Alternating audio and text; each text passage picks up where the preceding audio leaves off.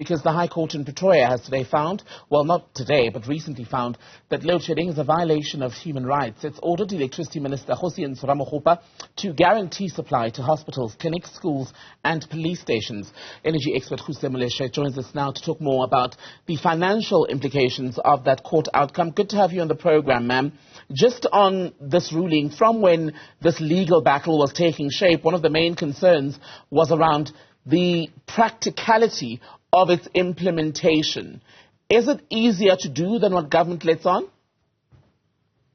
Good evening to you and to the viewers.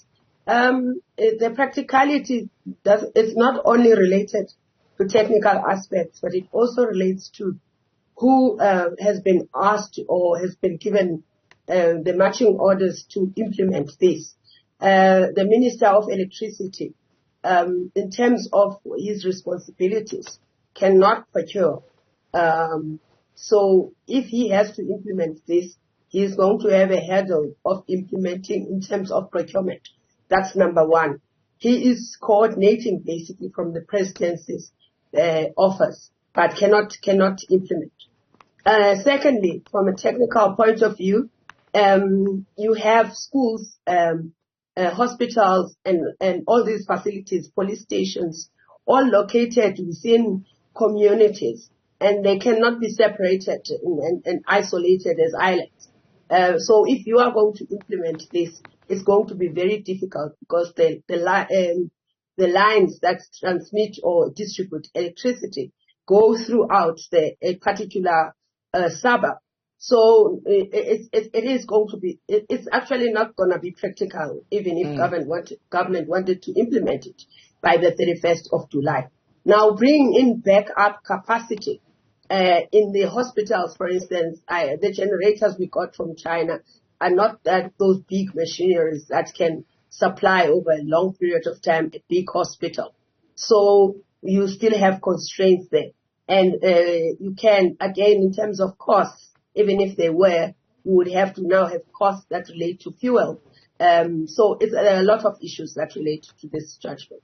And is there a true enough understanding at this point of how much it'll all cost? Because even in its dealing with this issue, the High Court was in fact not all that pleased with how a document basically from the Electricity Minister perhaps portrayed the true extent or the gravity of this crisis better than the affidavits which had been attached to the court paper. So do we even have a clear understanding of how much it would cost theoretically if this process is indeed to go ahead?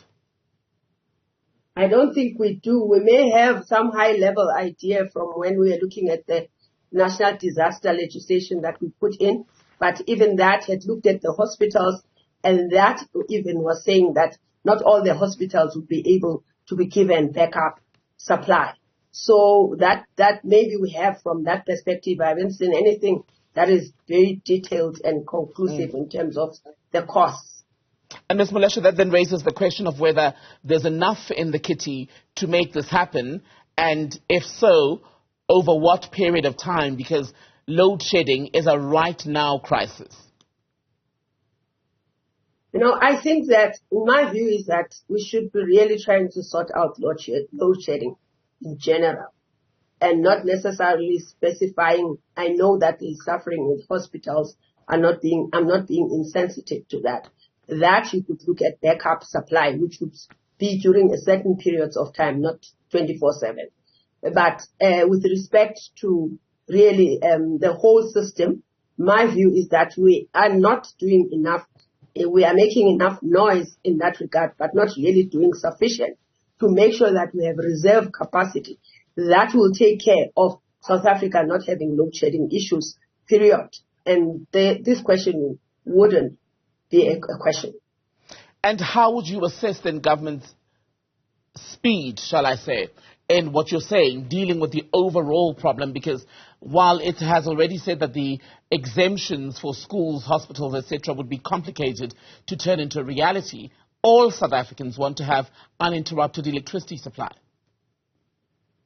I mean, I would assess government if you take into account the fact that there was the current president was then deputy president, was supposed to be located within Eskom, meaning we understood quite a long time ago that we would be having supply constraints, and we currently actually have suppressed demand from those that have left because they can't invest in South Africa and those that have lost their businesses. So we have not done enough. We don't have a proper plan right now that deals with how we're going to deal with the issues. Yes, we have the issue of sorting out the coal-fired fleet within Eskom, but we should be having additional capacity to support that process so that we don't use, for instance, as much diesel, which is not sustainable financially, and we have tangible projects that are in the pipeline. I wonder if this at all opens an opportunity for business in terms of trying to make these exemptions a reality. You mentioned the Chinese generators, but is there something that the private sector in the energy space could do now to benefit from this and assist the country? What the private sector could do is really government setting up a procurement program and then buying the equipment. But it's something that government could do as well. But it's so extensive that it's even January 2024 is totally impossible. Even if they were to go to the private sector, even the private sector has to procure the generators, and it would be a huge undertaking. And I don't see it happening anytime soon. Thank you very much for that. Energy expert Ruse Moleshe speaking to us tonight on News at Prime. Good to have your time. Thank you.